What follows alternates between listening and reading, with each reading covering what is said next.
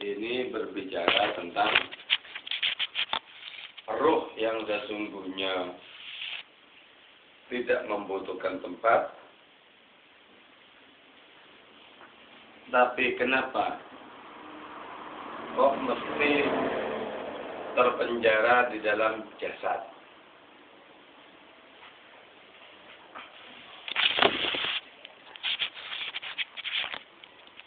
Sesungguhnya hikmah apa yang bisa kita dapatkan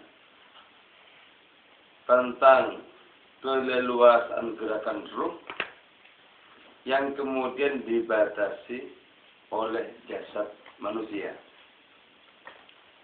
Juga kenapa ruh yang bersih suci itu ditakdirkan berada di tempat yang kotor ini? Nah, dari pertanyaan ini kemudian orang bisa menyeberang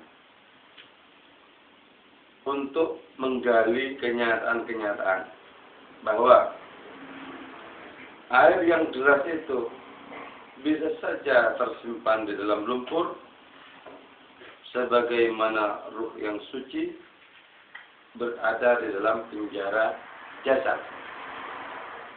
Kalau orang menemukan rahasianya dan orang bisa membebaskan ruh dari belenggu jasad, maka orang ini akan terlepas dari berbagai macam kesempitan hidup.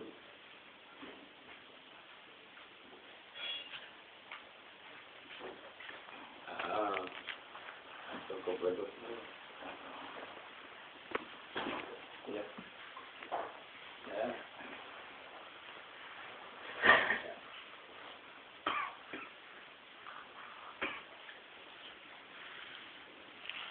Kalau orang bisa menemukan rahasia, kenapa roh itu terbelenggu di dalam jasad dan bagaimana membebaskan ruh dari kungkungan jasad, maka orang akan menemukan sekian makna yang tak terhingga, sekian makna keilahian yang tak terhingga di dalam kehidupan ini. Karena sesungguhnya ruh itu berterbangan melampaui jasad sedemikian cepatnya. Karena itu bagi orang yang ruh menjadi komando dirinya, maka adanya percepatan proses itu dialami. Misalnya begini ya, orang berada di dunia ini dengan kecepatan proses yang ditempuh oleh ruh. Orang itu bisa mendeteksi akhirat. Orang itu bisa mendeteksi rumahnya di akhirat seperti apa. Itu bisa. Dia termasuk orang selamat atau tidak. Itu bisa. Jadi yang masih akan dialami ribuan tahun oleh jasad, itu karena kuatnya ruh, karena kecepatan ruh. Maka kehidupan yang masih ribuan tahun lagi itu bisa dideteksi dari sekarang, bisa diketahui dari sekarang. Terus roh itu selain memiliki kekuatan untuk menerobos ke masa depan, juga memiliki kekuatan untuk menerobos ke masa silam. Nah itu roh yang sudah bisa menerobos penjara jasad. Itu bisa begitu. Karena itu ya, para nabi, orang-orang suci, itu bisa gamblang berbicara tentang segala sesuatu yang akan tiba. Sebagaimana juga gamblang dalam pembicaraan mereka tentang segala sesuatu yang sudah ratusan tahun lewat. Dari sini kemudian Abul Hasan Syadzili yang mendirikan Thariqah Syadzili itu menyatakan, seandainya tidak dilarang oleh syariat, tidak dilarang oleh Allah, saya bisa membeberkan segala peristiwa yang telah terjadi dan yang akan terjadi dari mulai awal kehidupan sampai nanti kehidupan di akhirat. Itu bisa dibeberkan. Dari mana itu? Dari kekuatan ruh menjelajah. Ketika roh itu sudah terlepas dari belenggu jasad. Nah, ketika Allah Ta'ala menurunkan agama, itu sesungguhnya dalam rangka agar roh kita itu terbebaskan dari belenggu jasad. Kalau kita ibadah, kok rasanya belum nikmat, itu sesungguhnya karena roh masih di belenggu jasad. Rohnya itu dikerangkeng sama jasad. Tanda-tanda bahwa roh itu sudah tidak dikerangkeng oleh jasad, ketika orang melakukan kebaikan ibadah, senang rasanya. Jadi ketika sudah senang, bahkan bersenyawa dengan kebaikan, dengan ibadah, itu tanda-tandanya roh itu sudah merdeka terbang ke langit keilahian tanpa dibelenggu oleh jasad lagi. Jadi kalau ternyata masih kita terpaksa, jadi terpaksa melaksanakan perintah agama karena kewajiban, yang andaikan tidak diwajibkan, kita tidak akan mengerjakannya. Ketika masih terpaksa, itu berarti bahwa ruh kita itu belum merdeka dari himpitan jasad. Makin parah lagi, ketika ruh itu tidak punya peran sama sekali, orang itu kemudian menjadi jahat. Jadi kalau orang itu senang dengan keburukan, dengan kejahatan, itu karena rohnya sudah tidak punya andil. Tidak punya andil sama sekali.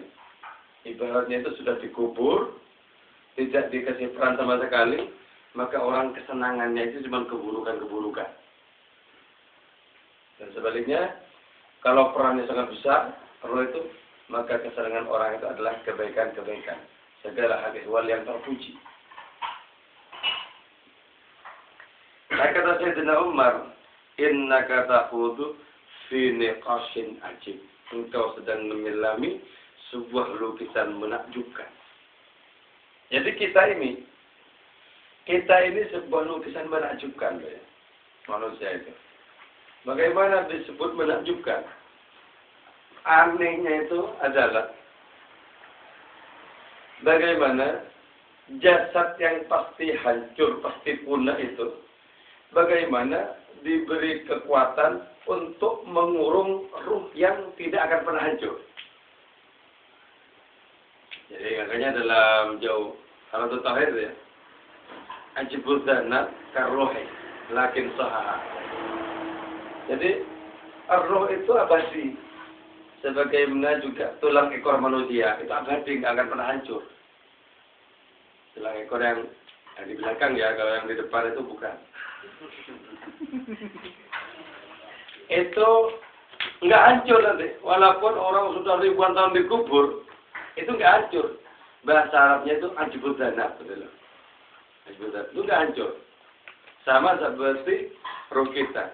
Nah, yang tidak hancur ini, bagaimana kok bisa dikerangkeng oleh yang hancur, gitu loh? Gimana juga sekali.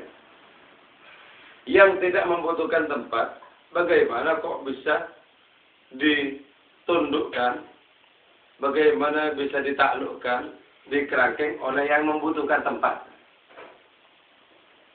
Ini yang paling menakjubkan. Karena itu, tafsir tentang ahsanul taqwim, yaitu adalah perpaduan antara ruh yang tak butuh tempat dengan jasad yang butuh tempat, antara ruh yang abadi dengan jasad yang sementara. Itu yang betul-betul ahsanul taqwim, menakjubkan kita. Manusia adalah makhluk paling menakjubkan. Yang ketika roh itu diberi percaya seluas-luasnya, orang pasti terpuji, pasti tinggi derajatnya di hadapan Allah. Tapi ketika roh tidak diberi peran, pasti orang ini jeblok kedudukannya di hadapan Allah. Jadi ini yang disebut dengan nikos, yang disebut dengan lukisan. Jadi kita lukisan. Kita ini lukisan paling mengagumkan ya. Sebab apa? Dalam hubungan kita sebagai lukisan dengan Allah sebagai pelukisnya, bisa terjadi dialog gitu loh. Padahal pelukis manapun di dunia, Raden Saleh, Afandi atau siapa saja, nggak mungkin bikin lukisannya bisa ngomong-omongan dengan pelukisnya, nggak mungkin. Tentu saja walaupun ada telinganya nggak dengar juga di situ, ada mulutnya nggak dengar juga, nggak bisa ngomong juga. Nah, kita ini dilukis oleh Allah. Lalu lukisannya Allah ini bisa berbincang-bincang dengan pelukisnya, bisa berkeluh kesah kepada lukisannya, pelukisnya, bisa misu-misu juga kepada pelukisnya. Hebat ya. Lukisan kita sebagai lukisan hebat. Makanya disebut fi niqashin ajib. Nah, itu perumpamannya adalah ketika kita menjadikan makna itu terkerangkeng oleh huruf. Padahal makna itu sesungguhnya bebas loh dari huruf. Tapi kenapa? Untuk mengetahui bahwa orang itu berdiri, kita harus mengatakan si Budi berdiri, Zaitun qaimun. Seolah-olah makna tentang Budi berdiri berada di balik huruf pernyataan Budi berdiri. Jadi makna yang sangat luas kemudian disimpelkan, dibikin kurus oleh keberadaan huruf-huruf. Nah, orang-orang yang batinnya tajam itu sanggup menangkap makna-makna tanpa huruf. Sanggup menangkap makna-makna tanpa huruf. Karena itu apa? Rasulullah itu nggak bisa baca, nggak bisa tulis. Karena baca dan tulis itu terlalu ringkih untuk makna yang didapat oleh Rasulullah. Bacaan dan tulisan terlalu sempit bagi makna yang digelontorkan Allah kepada Rasulullah. Karena itu nggak bisa baca, nggak bisa tulis. Sebab kalau masih tergantung kepada baca dan tulis, prosesnya itu tidak cepat untuk mendapatkan makna-makna. Masih tergantung kepada huruf-huruf. Nah, kalau kita sanggup untuk menerobos huruf itu, kita mendapatkan makna-makna, mendapatkan faedah-faedah yang sangat banyak, tanpa harus berbelit-belit dengan adanya huruf.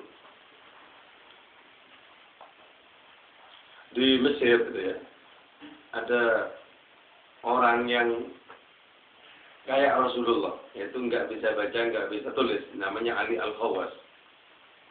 Ali Al-Khawas. Nah, Ali Al-Khawas ini nggak bisa baca, nggak bisa tulis. Tapi ketika menafsirkan ayat, gitu ya, dengan tidak membaca, gitu, tapi hafal.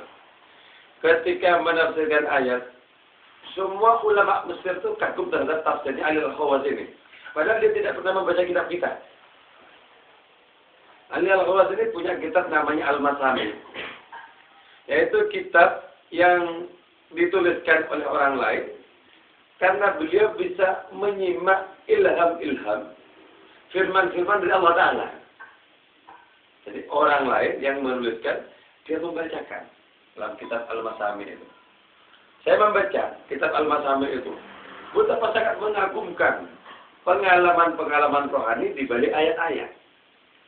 Pengalaman-pengalaman rohani dalam perjumpaan dengan Allah Ta'ala. Sangat mengagumkan. Ini dilakukan oleh orang yang tidak terbelenggu oleh sempitnya huruf-huruf. Alias umi. Nggak bisa baca, nggak bisa tulis.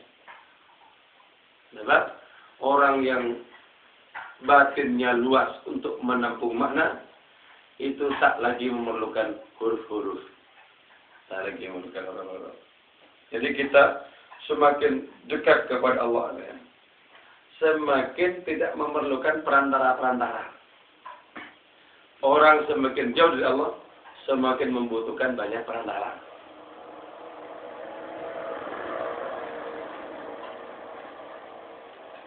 Engkau, kata Sayyidina Umar kepada utusan orang Romawi itu, telah membelenggu makna yang merdeka dan mutlak. Dan kau jadikan zikir itu sebagai tahanan huruf. Jadi kalau kita berzikir hanya tergantung kepada bacaan-bacaan zikir, misalnya ya, kita berzikir hanya bergantung kepada membaca Subhanallah, membaca Alhamdulillah, membaca Sallallahu Alaihi Muhammad dan lain semacamnya. Kalau kita masih saja zikir harus melewati hal-hal seperti itu, kapankah batin kita memiliki kemerdekaan untuk berzikir tanpa harus diikuti oleh huruf-huruf itu kan itu? Kalau betul-betul batin kita ini tertancap oleh zikir, diam saja, tetap saja zikir itu jalan tanpa membaca apa-apa. Bahkan ngobrol dengan orang lain, zikirnya jalan tanpa membaca kalimat-kalimat zikir. Tidur sekalipun, kalau zikir sudah tertancap di batin, orang itu bisa zikir. Tidur bisa zikir.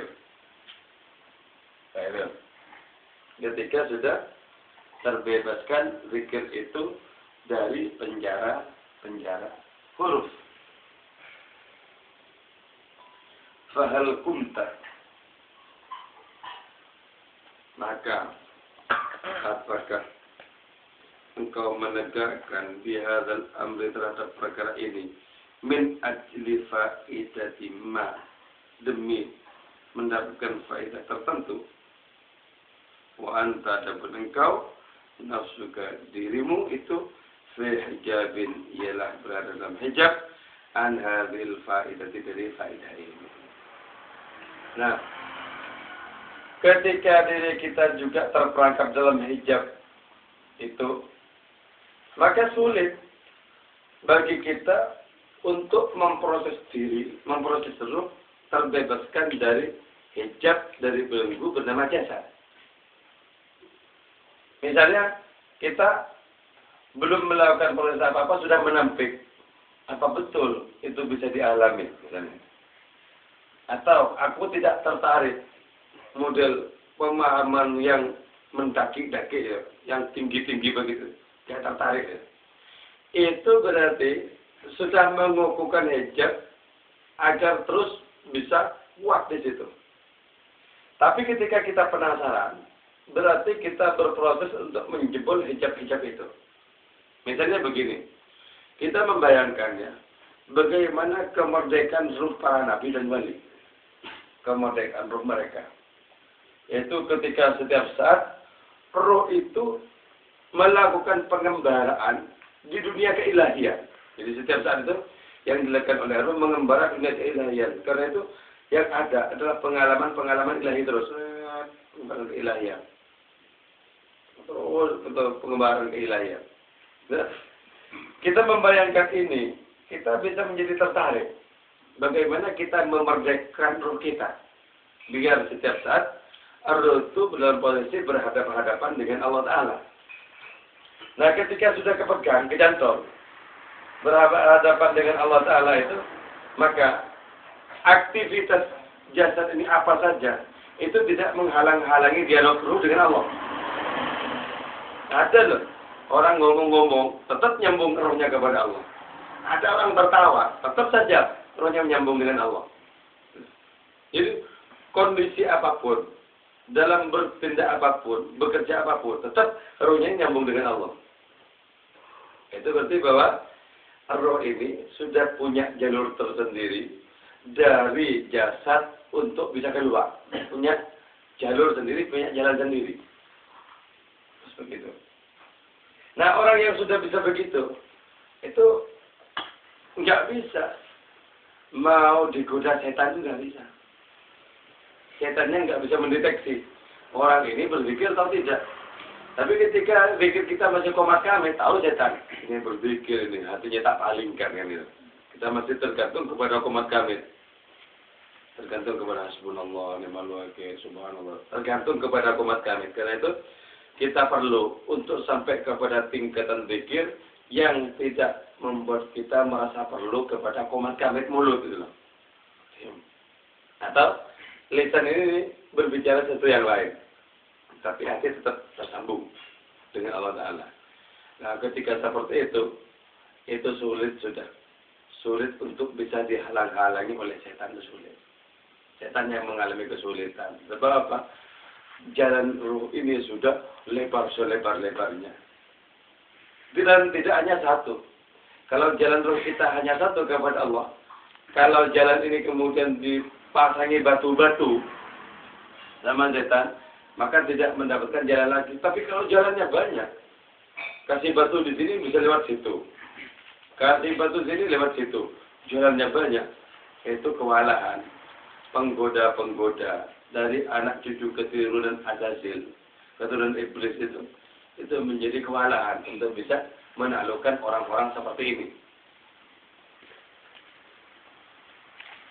Nah, sepanjang kita sendiri masih berada dalam hijab.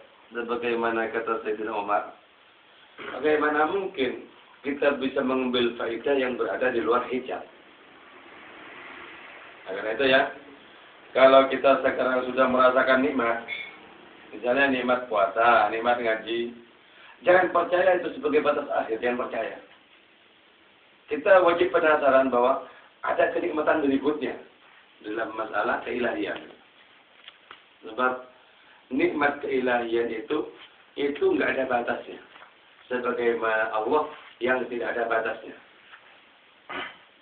Jadi sekarang ada seberapa pun prosentasenya senang kepada kebaikan, yakinlah bahwa itu terus bisa dijebol untuk mendapatkan lebih banyak lagi kesenangan. Karena itu hati-hati. Kalau kita mau merasa bosan dengan keburukan, gempur saja rasa bosan itu agar hilang menjadi kenikmatan. Setiap rasa bosan adalah batu yang menyumbat jalan rohani kita. Jadi jalan rohani kita mau disumbat batu sama setan. Kalau sudah tersumbat, itu orang tuh bosan, malas. Jadi kalau orang malas itu bukan apa-apa, batunya terlalu besar untuk bisa dijebol itu. Jangan besar. Wah, harus mindah-mindah melubang semacamnya, tidur aja. Nah kalau kita tidak bisa menjebol dan memindahkan batu itu, ngundang kawan-kawan, tolong gitu. Tolong coba, batu di jalanku ini sangat besar, tolong dong dipindahkan. Itu yang disebutkan oleh Imam Busiri. Mali birati jima'i min ghayatiha. Ayo tolong dong, siapa yang bisa menyingkirkan keberingasan nafsuku? Tolong. Kalau ada di antara kalian yang bisa menyingkirkan keberingasan nafsuku, kama yuradu jima'ul khali bilujumi, sebagaimana keberingasan kuda yang ditaklukkan oleh kendali. Jadi kita berdoa, kalau bosan, bergabunglah dengan orang yang tidak bosan, agar kita bisa memindahkan batu rasa bosan itu. Kalau dalam kondisi bosan, kemudian kita memikirkan diri, berpisah dari kerumunan orang-orang baik, makin besar batunya itu. Jadi semakin terpisah dari orang-orang yang baik, makin malas lagi itu, malas bulat rasanya itu. Mau melangkah nggak kuat. Yang nggak kuat itu bukan fisiknya. Kalau fisiknya bisa lari kemana-mana. Tapi hatinya itu yang nggak kuat. Sehingga untuk melangkah jalan kebenaran, rasanya bulat banget. Nah dari itu kemudian Allah menyatakan, wa inna lakabiratun illa 'alal khashiin. Sesungguhnya salat itu sangat berat kecuali bagi orang yang khusyuk. Siapa orang yang khusyuk, dia yang ruhnya sudah dapat jalan kepada Allah, itu khusyuk nanti. Kalau orang belum khusyuk, ruhnya belum mendapatkan jalan kepada Allah, masih dibelenggu. Kalau sudah ada jalan yang istimewa, apalagi jalan tol keilahian, nggak mungkin. Orang itu nggak senang sholat, nggak mungkin. Pasti senangnya sholat. Itu. Enak. Tarawih. Enak, karena itu nggak usah tergesa-gesa. Nggak usah tergesa-gesa. Kalau model di kampung, itu ya memang 20 rakaat itu cepat. Sudah Allah.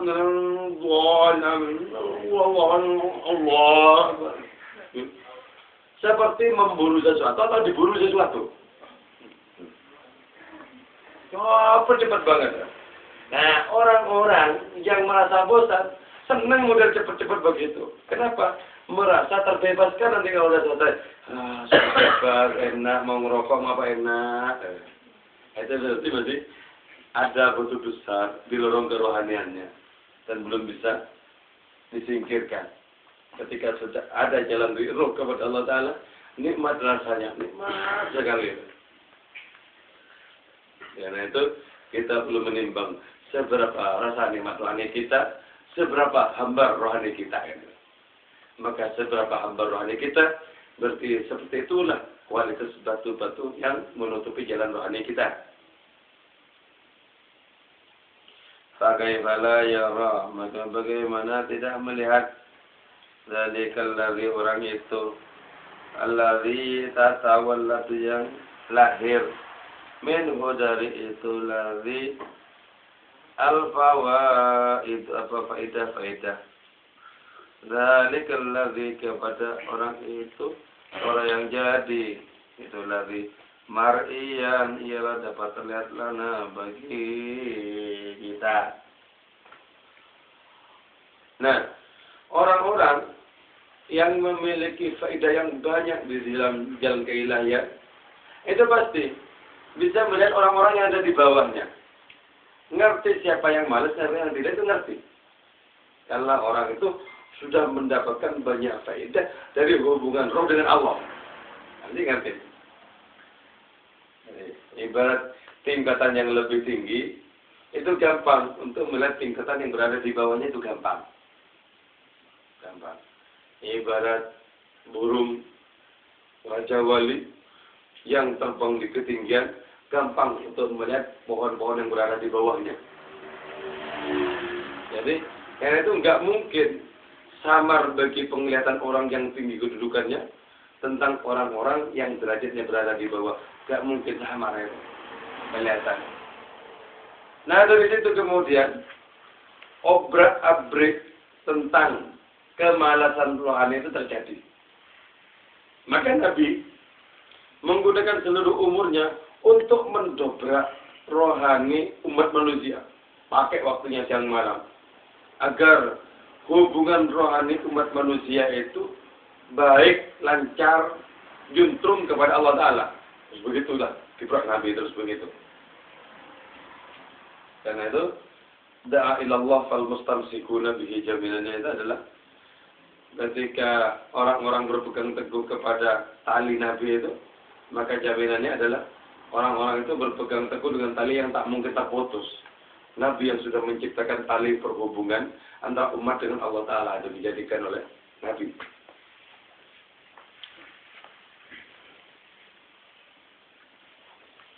Enggak tanggung-tanggung wahunaka dan ialah di sana. Mi'atul alaf, adapun ratusan ribu. Minal fawaidi dari berbagai faidah. Kulun minha. Kulun adapun masing-masing. Minha dari itu mi'atul alaf. Tu'iddu. Menyediakan itu mi'atul alaf al-fawaidah kepada faidah-faidah. Allati nudriku yang menggapai kita kepada itu lati. Bin nisbatilah dengan dihubungkan lah begitu mutul alaf qalilatul qimah, sedikit harganya. Jadi di atas sana di menara langit keilahian di mana para nabi berpesta pora secara rohani. Jadi di sana itu ya di menara langit keilahian, para nabi berpesta pora, menikmati hidangan-hidangan rohani dari Allah Ta'ala. Tapi apa pemahaman kita? Apa pengalaman kita tentang pesta pora para nabi? Nah, sepanjang kita tidak memiliki jalur rohani yang bagus dengan para nabi, kita tidak akan pernah mungkin menyaksikan pesta pora para nabi itu. Nah, di tingkatan pesta para nabi itu ada ratusan ribu faidah keilahian, ratusan ribu kecemerlangan pengalaman ilahi yang kemudian menetes kepada orang-orang yang berada di bawahnya. Nah, karena itu ketika harus dinisbatkan, dihubungkan antara tetesan-tetesan dari pesta pora keilahian, tetesan-tetesan yang dialami oleh kita-kita orang-orang awam ini betul-betul sedikit harga yang kita miliki dibandingkan dengan pesta pora keilahian di menara langit abadi sana. Sedikit. Jadi kita harus mengatakan, kita ini hanyalah jerami di hadapan kenikmatan yang dialami oleh para nabi. Jerami yang tidak ada harganya. Nah, sebab itu ya, kata Risalah Kusyairiyah, kalau ingin tahu bahwa diri kita ini tidak ada harganya, bacalah riwayat para wali. Betul-betul nggak ada harganya. Kita misalnya mencoba untuk menghubung-hubungkan antara kita dengan salah seorang yang kemudian disyairkan, yang dibaca di selawatan itu, ya Habibana Abdurrahman Segaf itu ya. Ya Habibana Abdurrahman Segaf itu ya. Itu kita menjadi nggak ada apa-apanya. Abdurrahman Segaf itu ya. 33 tahun nggak pernah tidur ibadah kepada Allah. 33 tahun. Apa artinya melek hanya sejenak untuk ditebus setengah hari besok? Ada Nggak ada gunanya. Betul-betul jerami kita. Bahkan mungkin bukan hanya setengah hari tebusannya kan. Menjelang buka baru mandi-mandi, nunggu-nunggu sebentar. Nggak ada. 33 tahun lah Abdurrahman Segaf tinggal itu. Fokusnya kepada Allah Ta'ala. Kalau Abdurrahman Segaf itu tiduran, miring kanan, langsung bisa menyaksikan surga. Kalau tiduran miring kiri, menyaksikan neraka. Kalau Abdurrahman Segaf itu sedang berzikir kepada Allah, atap yang ada di atas itu hilang. Biarpun rumah itu terdiri dari loteng-loteng yang sangat kokoh, itu hilang atapnya. Karena itu disebut segaf. Seolah-olah merupakan isyarat antara dirinya dengan Allah Ta'ala tidak ada penghalang. Langsung tembusnya ke langit gitu. Nanti setelah selesai, datang lagi atapnya itu. Kembali lagi seperti semula. Nah, kita membaca riwayat orang seperti itu, tidak ada apa-apanya. Atau seperti Syekh Abdul Qadir Jilani, 25 tahun berada di padang Sahara. 25 tahun nggak pernah berada di bawah atap. 25 tahun itu dipakai terus untuk berzikir. Kita nggak bisa menimbang-nimbang diri ke sana. Karena itu minimal kita tertarik ya. Model pengalaman-pengalaman seperti itu. Kemudian kita bangun harapan-harapan dalam batin kita kepada Allah Ta'ala. Agar diantarkan sedikit demi sedikit kepada model pengalaman orang-orang terkasih seperti itu. Sebab apa? Itu yang betul-betul pesta pora sebenarnya. Kalau pesta pora kita kan di saat adzan maghrib. Pesta pora kita itu bukan pesta pora para nabi. Jadi pesta pora. Apa yang paling gamblang di benak kita? Rokok kalau bagi yang ngerokok. Itu pesta pora. Atau minuman-minuman. Wah, itu betul-betul pesta pora. Karena itu seringkali tidak sabar rasanya untuk menunggu jam 5.37 itu loh. Sabar. Kok masih lama sih? Makin ditunggu kok makin lama. Pesta pora. Betapa sangat tidak bermutu pesta pora kita ini. Kalau dibandingkan dengan pesta pora para nabi, para wali loh ya. Gak bermutu. Gak mutu. Nah, dari sini kemudian tercipta semangat untuk mendaki. Tercipta semangat. Ya Allah, temanilah kami ketika mau mendaki kepadamu. Agar dalam perjalanan ini tak bosan-bosan kami menuju kepadamu. Sekali-kali jalannya itu ditutup batu, kemudian kita ngambek. Ya wes, gak pakai ngaji-ngajian. Ngambek, kalau sudah punya otak ngambek, nggak bisa bergabung dengan orang-orang suci.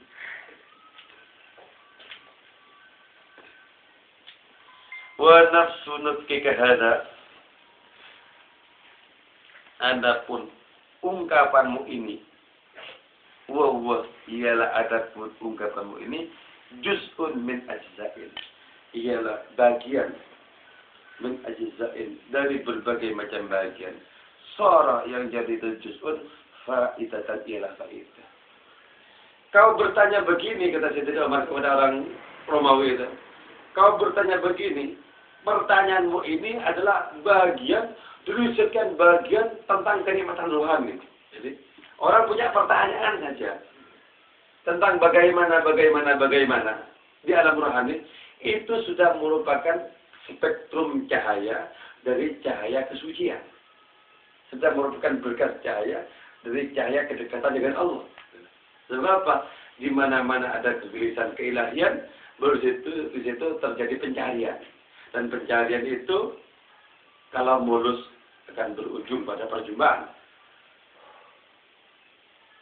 Karena itu maka bagaimana yakunu ada al-kulli, apa faidah yang universal, al-kullu apa faidah universal, al-kulli yang bersifat universal, khalian ialah terbebaskan minha dari itu faidah. Kalau percikan pertanyaan saja mengandung cahaya Allah Ta'ala, pertanyaan di jalan keilahian mengandung cahaya Allah Ta'ala, apalagi ya, keseluruhan dari adanya faedah keilahian itu pasti tidak akan pernah terbebaskan, tidak akan pernah jauh dari faedah keilahian, tidak akan pernah jauh. Jadi ada orang yang seluruh hidupnya itu faedah, kemanfaatan. Jadi ketika tidur bermanfaat, ketika bangun bermanfaat, ketika berbicara dengan orang bermanfaat, ketika sendiri bermanfaat, ketika sendiri datang malaikat, ajarkan kepadaku, kata malaikat itu, bagaimana mungkin engkau mengalami kenikmatan dengan Allah. Jadi ketika sendiri datang malaikat, ayo, walaupun sendiri berbicaralah engkau, karena pembicaraanmu itu adalah makanan bagi kami para malaikat. Ketika ngomong di tengah banyak orang, omongannya juga berguna bagi banyak orang. Nah itu keseluruhan hidup orang seperti ini faidah, kemanfaatan. Nah ya, makanya paling tidak sebagaimana yang digariskan oleh Rasulullah Sallallahu Alaihi Wasallam. Man kana yu'minu billahi wal yawmil akhir. Orang yang beriman kepada Allah dan hari kemudian, falyakul khairan, kalau mau ngomong yang baik. Kalau enggak, aulia semua diem. Jadi kalau kira-kira enggak berguna, lebih baik diem loh. Enggak kemudian dipaksakan untuk ngoceh. Jangan dipaksakan. Enggak ada gunanya. Ini batasan paling minim.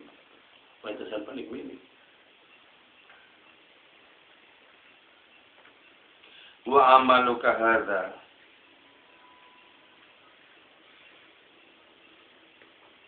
Wa amaluka adapun amalmu hadza ialah ini. Wa anta adapun kau mujarradu juz'in, semata-mata merupakan bagian zu faidatin, yang memiliki faidah.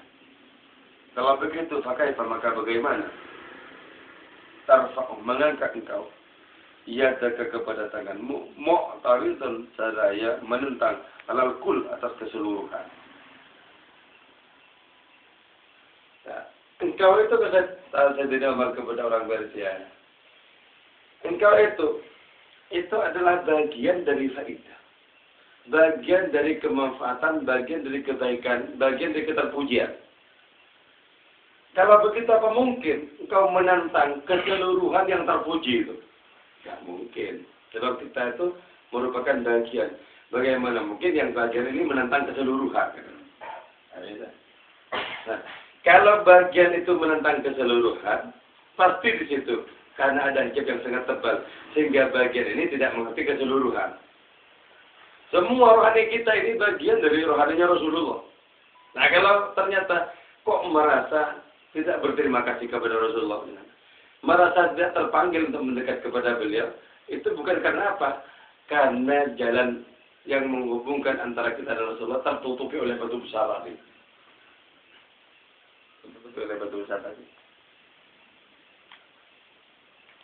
Fa'ilam yakun lil qawli fa'idatun.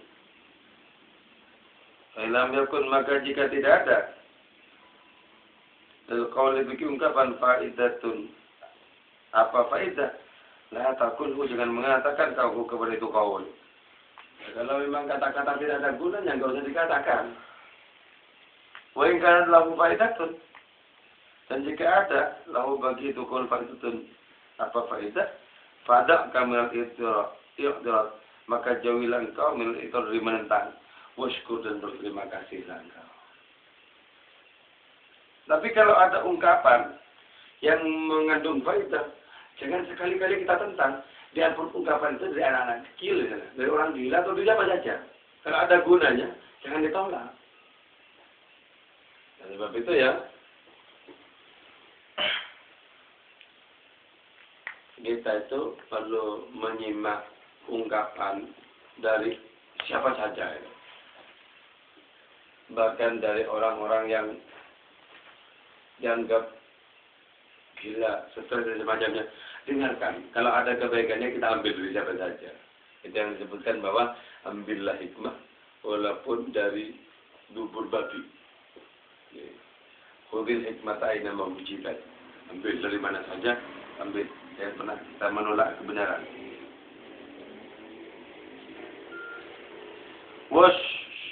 Wasyukrul khaliq, adapun berterima kasih kepada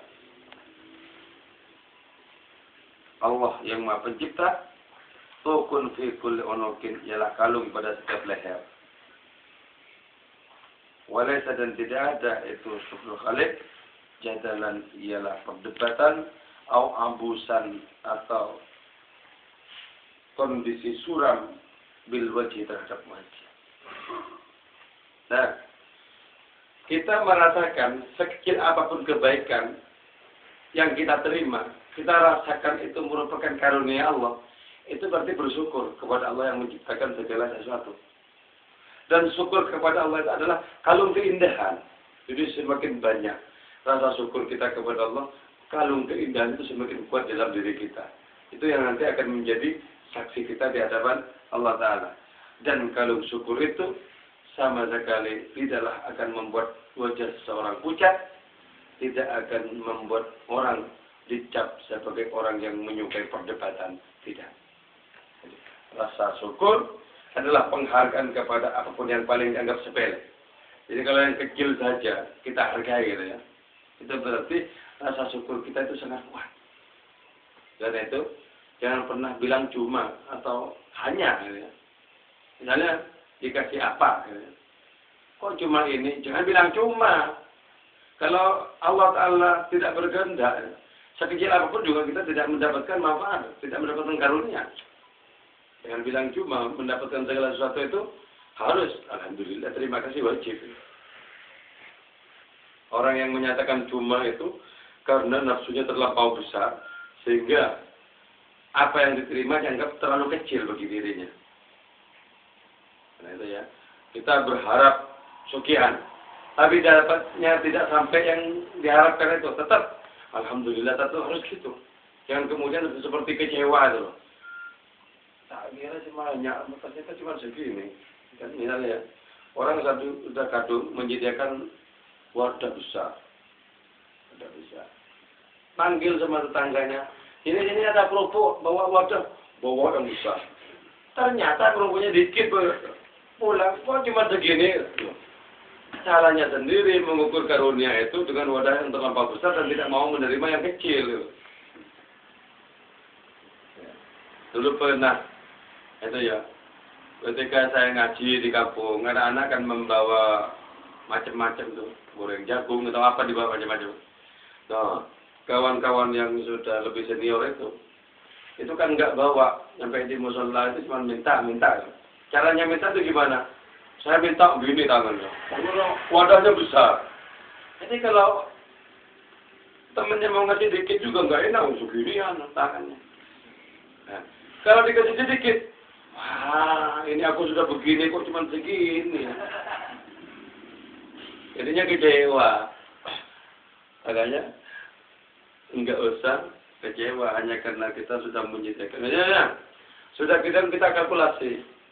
Bisnis ini nanti dapatnya sekian. Udahlah. Dalam 2 bulan untungnya 1.500.000. Sampai 2 bulan ternyata untungnya 100.000, nggak nyampe, merengut. Itu wadah angan-angannya terlalu besar dibandingkan dengan kenyataan. Dan kalau seperti itu, nggak bisa orang ini bersyukur kalau begitu. Kalau sudah tidak bersyukur, berarti tidak bisa memancing datangnya karunia berikutnya. Uang karunia berikutnya itu bisa dipancing dengan cara bersyukur. Sementara orang ini sudah kehilangan pancing, dengan apa lagi mendapatkan?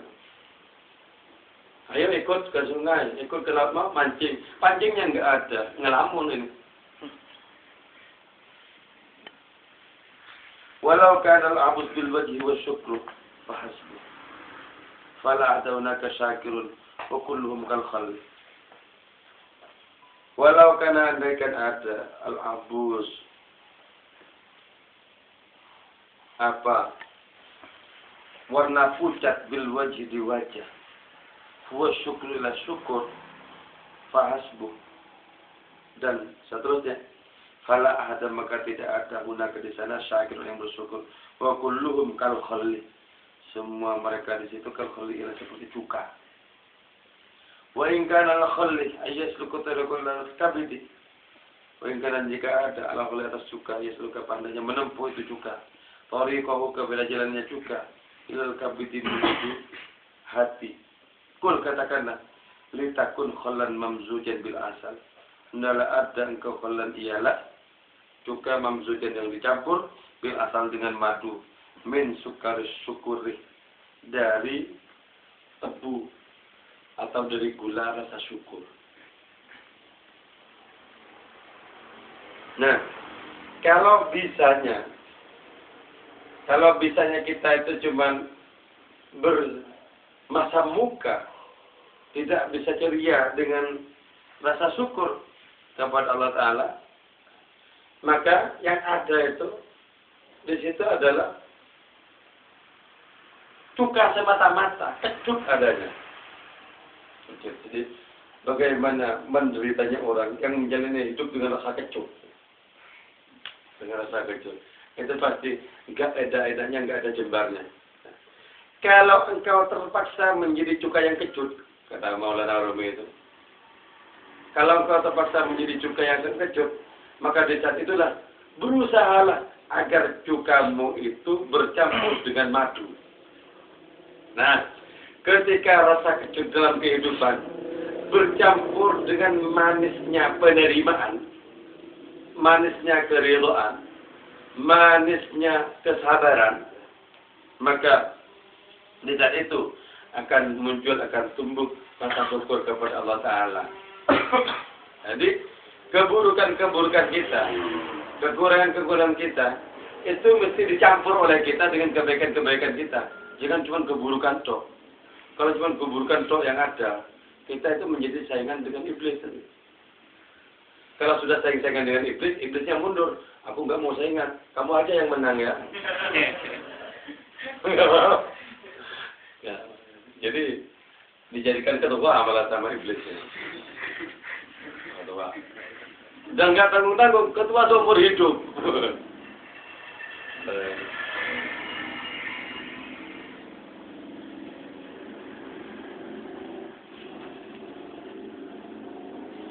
Wal makna, adapun makna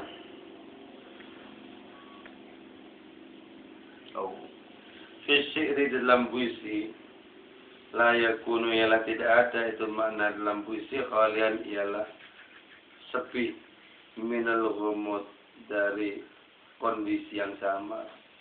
Wa adapun itu makna dalam puisi kahal mikla ialah seperti batu ketepel. La yumkin, yang tidak mungkin as-saytaratu apa mengawasi alaitas batu ketepel. Saya ungkapkan semua ini dalam puisi, kata Maulana Rumi itu. Dan makna puisi itu pasti samar di situ. Jadi Nabi Rumi menggunakan bahasa-bahasa simbolik, bahasa-bahasa yang menggunakan lambang-lambang. Di situ maknanya menjadi samar. Karena samar, kau selami. Semakin kau menyelam, kau semakin banyak mendapatkan makna dan kegunaan. Makna dalam puisi itu seperti batu ketepel. Nggak mungkin bisa diawasi. Kapan meluncurnya dan bagaimana perjalanannya. Nggak mungkin. Shot tiba-tiba gitu. Jadi, oleh Rumi kita di awal itu disuguhi kalimat-kalimat simbolik. Karena itu tergantung kepada kita mau menjelaskan kemana, dengan cara seperti apa, dengan nuansa kedalaman seperti apa, tergantung kepada kita. Semakin kuat kita memberikan mana, semakin kuat kita mendapatkan, semakin banyak kita mendapatkan kemanfaatan. Itu puisi. Karena itu kata Maulana Rumi itu, ketika kau menemukan makna dalam puisiku, sesungguhnya kau menemukan makna dalam dirimu sendiri. Jadi setiap pembaca dengan demikian beraneka ragam mendapatkan makna di dalam puisi-puisinya Rumi ini. Jadi semakin dalam pengalaman rohani, semakin banyak mendapatkan manfaat dari puisi-puisinya Rumi yang dibacakan di dalam Masnawi ini. Nah, seberapapun kemanfaatan yang kita dapatkan, mudah-mudahan menjadi bekal yang semakin memudahkan perjalanan kita kepada Allah Subhanahu wa taala. Al-Fatihah.